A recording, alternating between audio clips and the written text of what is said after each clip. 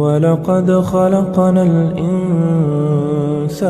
ونعلم ما توسوس به نفسه ونحن أقرب إليه من حبل الوريد إذ يتلقى المتلقيان عن اليمين وعن الشمال قعيد ما يلفظ من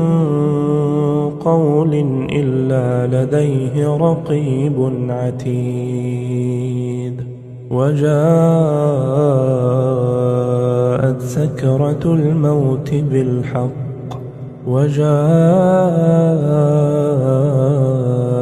سكرة الموت بالحق ذلك ما كنت منه تحيد ونفخ في الصور ذلك يوم الوعيد